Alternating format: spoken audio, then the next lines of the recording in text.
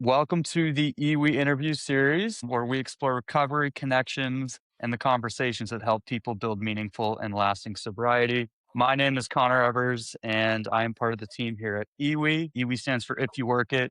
It's a completely free mobile app that you can download on the App Store or Google Play. And today we have a fantastic guest, Cathy Evers, who is someone I have looked up to a lot in my own personal recovery journey. Well, Aunt Cathy, welcome to the interview series. To start, if you could maybe give us a brief overview just of who you are and what your connection to recovery is, that would be great. Sure. Well, it's been a long journey for me, for sure. I'm 59, just turned 59. Grew up with severe alcoholism. My dad was, I mean, God bless him. I've forgiven him and I understand him now. But he was a binge drinker. So he could go months and life seemed normal. And then he would go on a binge and life would be destroyed. Crashing cars, losing jobs, punching walls. A lot of the walls in our upstairs bedroom at home had fists punched through them. Luckily, he never hurt any of us physically. So that was a good thing. Started therapy when I was in high school. Didn't really realize it. I had a high school guidance counselor who, now that I'm an adult and my kids went through school, I realized probably they knew what was going on at home, even though I didn't think the world knew. And he helped me tremendously. And I actually started in high school group. I worked with a group that was against drunk driving, Students Against Drunk Driving, it was called. We made a video. So probably didn't even realize what I was doing at the time, but I started really early. Went to college and didn't really drink much in high school, but holy cow, I was a perfect example of the kid who doesn't drink a whole lot, perfect little high school student, went to college and let loose and drank way too much. I think back on, in fact, I was just at Colby this weekend. Jim and I stopped by and I thought to myself, wow, I had some really embarrassing moments here. And then got married, had kids. I was very pure in my pregnancies and my raising the kids. I actually didn't drink at all. And then as the kids got older, actually, as they went to college, I started with that one glass of wine on the weekends. And then it was Saturday, then it was Sunday, then it was Monday through Friday, then it was 2 glasses, then it was 3 glasses. And then truthfully, turned into a freaking bottle of wine a night and it was wine 30. And I worked so hard and, got crazy and embarrassing. And I one day Googled, am I an alcoholic? And, when you Google that, you probably have a relationship problem with alcohol. Yeah. Connor, that was like 15 years ago. So maybe 12. It took me that long and I've been sober now for 3, 4 years. I actually am not a counter. I had a lot of starts and stops, honestly, like a lot of starts and stops to the point where I stopped counting. And when I stopped counting and gave myself a little bit of a break is when I quit for good. It's been at least maybe 4 years, coming up on 4 or 5. Yep, that's it. And here I am. And now, and at first I was embarrassed. I didn't want people to, am I the like drunk under the bridge with a paper bag? No, I was never that. In fact, when I tell people I quit drinking, a lot of people are like, "Did you have a problem?" And I had a personal problem that maybe it wasn't outward, but it certainly was a problem to me. And it started to become a problem with my relationships, texts that I forgot I sent, Yep. conversations I forgot I had, um, a empty bottle of wine that I'd find hidden behind a plant. I think back and it's so embarrassing. And I'm so grateful. I had Uncle Jim, my husband Jim was understanding and he loves me so much that he gave me the second chances and I quit. And it wasn't easy. I started and stopped. And I'm so grateful. I am so grateful that I quit. I've told you before, I consider myself a lucky one now. I was one of those people that would say, you're so lucky you get to drink. And then it was Laura McCowan. She has a sobriety program. She's based out of Boston. I read one of her books and I joined her club called The Luckiest Club. It's online Yep. sobriety. And at first I didn't understand the luckiest club. I thought it was the stupidest name. And once I got sober and now I tell people I'm lucky. I'm so lucky that I've discovered my life without alcohol. And I love that life. It's not perfect. There's lots of problems, but my life without alcohol, I'm just lucky that I figured out how to quit. It's amazing. Yeah. I mean, being able to find a community digitally is is really special. I'm curious about that time in your journey. Was there like a specific moment when you were thinking about getting sober or starting to get sober that you realized I probably can't do this alone and I'm going to need some sort of community or other people to help me on this journey?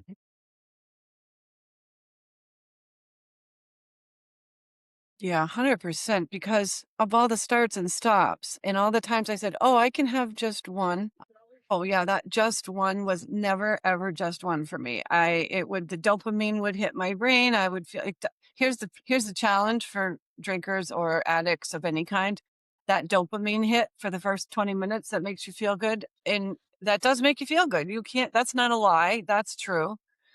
And it's realizing that, yeah, that turns into utter chaos and destruction when that wears off, and then you go for the second one and the third one, and then you're uninhibited, and then you're a mess, and then you do things you regret, and so for me, it was the starts and the stops. And I love audiobooks and podcasts. And I started with some audiobooks from women who started online sobriety. I think there are probably pioneers in online sobriety. Holly Whitaker is one, and she wrote a book, Quit Like a Woman.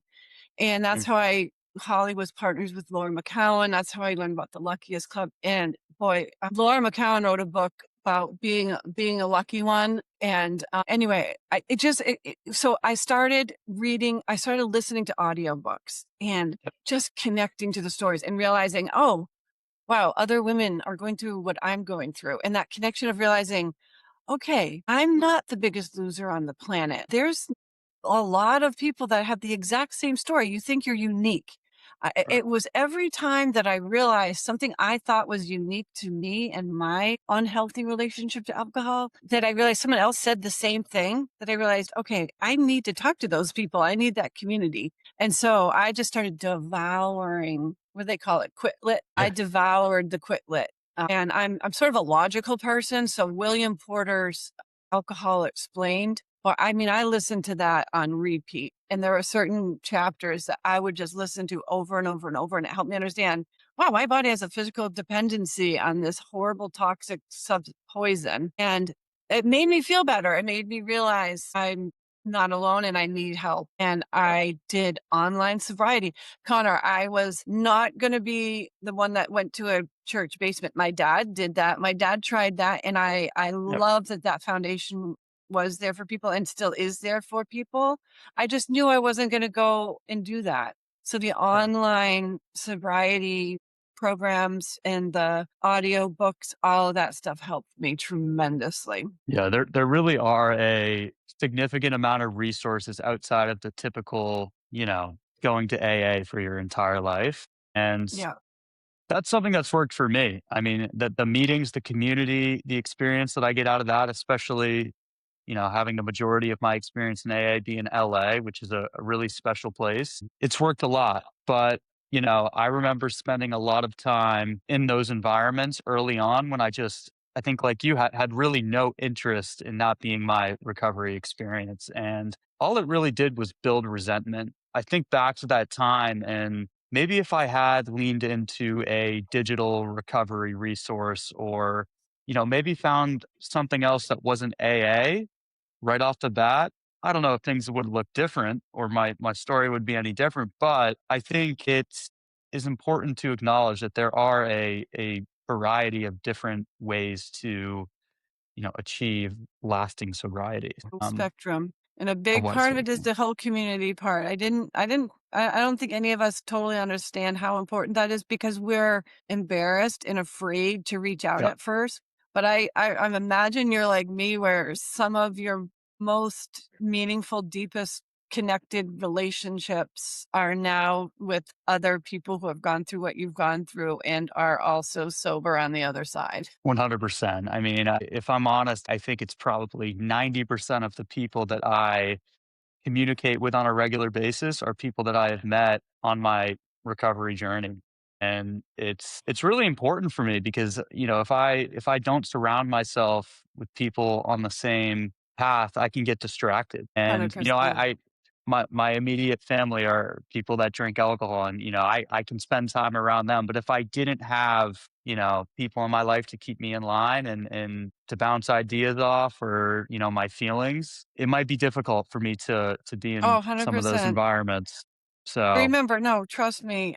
I come from an alcohol-centric family also. yeah, Honestly, what feels kinda good is since I quit, I feel like there's a lot less drinking at my family gatherings as well, but, oh yeah, boy, I mean, it was yeah, a lot of alcohol-centric events, and to the point where, when I first quit, I was, nervous to go, and I would listen to one of my, quit lit audiobooks all the way down to Connecticut, and it helped give me the strength and the reminders, honestly, it's the reminders of break the yeah, routine, you don't have to do that.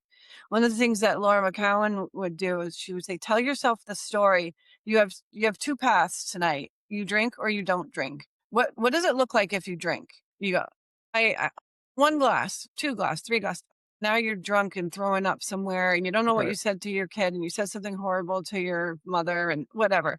And, you wake up and you're hungover and you can't go for that run with your daughter that you promised her in the morning, and yeah, you're in a fog and you hate yourself essentially. yeah, Let's be honest, we don't like ourselves. We're not proud of ourselves. We didn't love ourselves in those right, moments. Okay, what about the other path? What if you don't drink? Okay, I have a glass of seltzer. I have that first awkward moment when my sister-in-law runs in and offers me a glass of wine and I say no. Why aren't you drinking? Well, I just don't want to.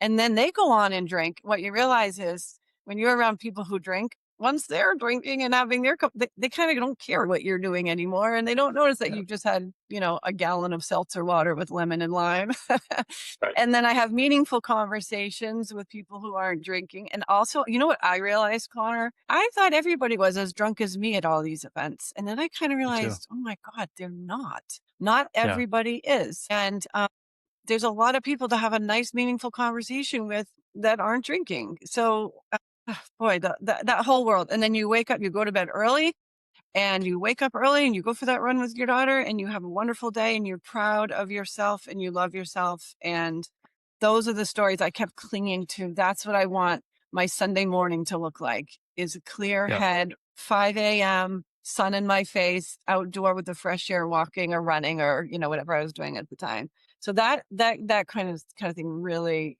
really helped me. It's amazing. Yeah. I'm curious, when I think about my experience in early recovery, there were a lot of challenges that I went through. And for you, maybe what was the hardest part? I guess for me to start it off, I had a really difficult time thinking, how am I going to do this for the rest of my life? How am I going to like not drink? I mean, today I don't think that way. I take it more as a one day at a time approach, which is a common theme in AA to embrace that mindset. But I'm curious if there were any struggles early on that made it difficult to go on the sobriety journey. Uh,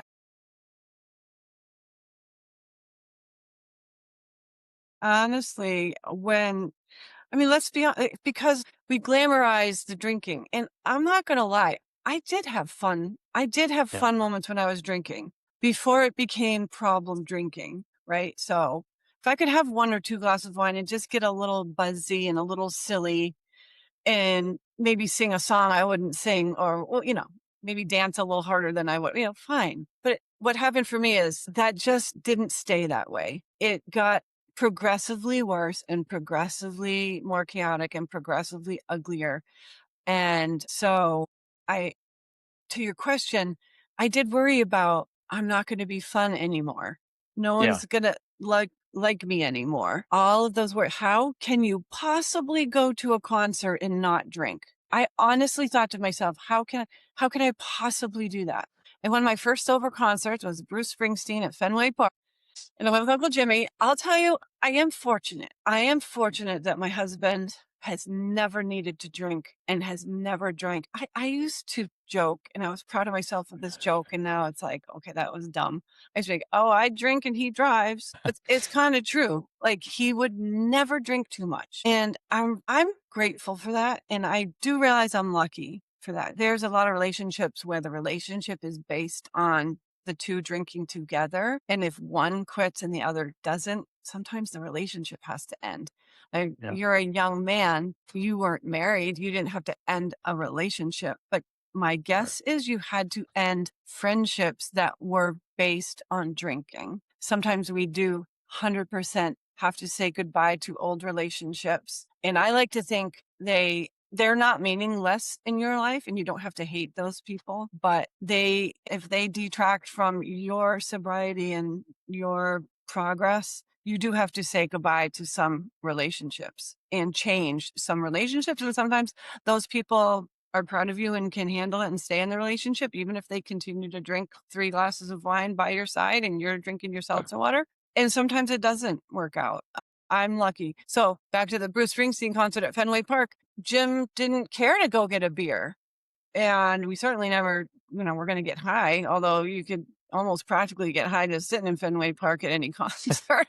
That's the other thing that's kind of crazy, but it doesn't impact me at all anymore. But I did have those thoughts. How am I going to do it? And honestly, with every success, I built my own strength and I realized Mm. I can do it. We went to a Jelly Roll concert in Bangor. That's why we stopped at Colby College on our way home from Bangor the other night. And I remember thinking to myself, wow, I didn't even think for a split second, am I going to drink tonight? And I am also grateful that I'm that far into my sobriety that I don't even think about it. I never would. And I don't think anymore, how am I going to enjoy this concert? Now I actually enjoy the concert because I hear every song and I know everything that happened. Unlike, when I was younger, my goodness, I went to concerts in my college years where I don't even remember the damn concert.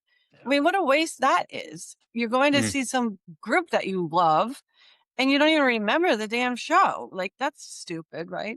But anyway, so I definitely 100% had all the reservations and the fears. It's weird that it's fearful to quit. Like, in retrospect, I think when you're quitting a toxic substance that was poisoning your body and your life, what was there to fear? But the fear is how am I going to enjoy my life? Am I going to Mm. have fun? Are people still going to like me? And am I still going to be fun? And, the answer is yeah, a lot Yeah. better. It's a lot better. But it's a journey. It's not easy. I feel fortunate that I'm at this level of my recovery, but Connor, it took me 10 years, 10 Yeah. years, honestly, of reading the books, listening to the audiobooks, the podcasts, the sobriety courses, everything. I had a lot of 3 months, 6 months, a year. Then I think wow, I quit for a whole year. I remember it was a summer night. And I thought, wow, I quit for a whole year. I can have a glass of wine. I was by myself. I drank a whole damn bottle of friggin' Sauvignon Blanc. Ended up throwing up on the Yeah. deck, going, what the heck? I started over the next day. I probably still had a couple of stumbles after that, but that was one of the ones where I'm like, no, you can't. See, dummy, you actually can't do that anymore. Like Yeah. and so I had a lot of failure before I succeeded. And I'll just tell anybody who's quitting, working on quitting, the failure helps you realize what you want or don't want in your life. And I know people go cold turkey. I think most people probably try to quit and fail at least a couple of times before. And Yeah. then thankfully my brain kept telling me, you just don't want to be that person anymore. This is not what you want. And it Yeah. kept teaching me the lesson that no, you cannot have just one. That's not you.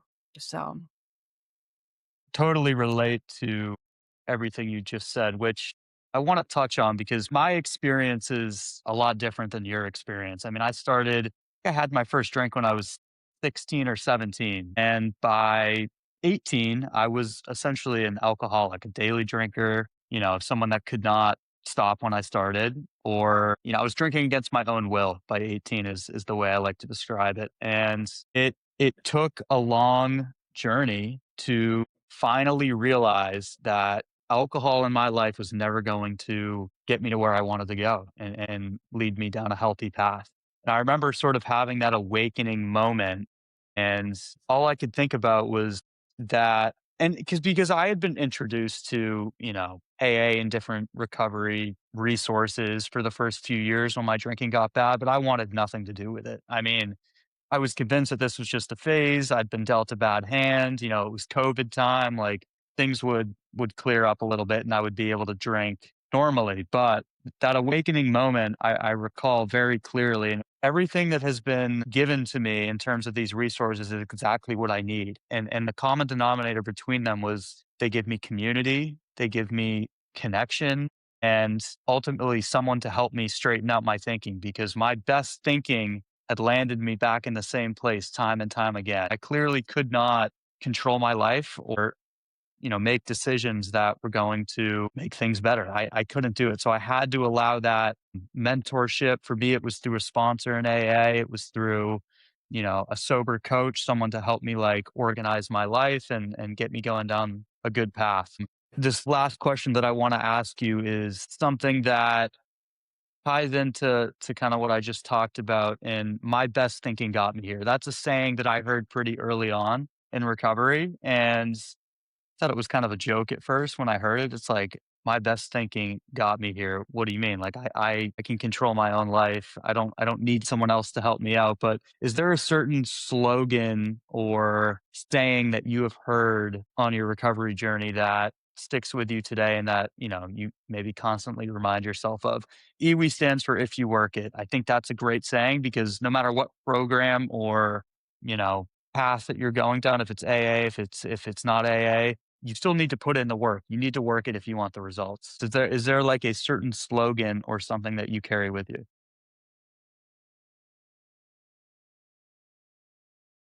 Well, by the way, I love the IWI if you work it, because 100% if you work it, like if you build it, they will come. If you work it, it works. And I do love your app.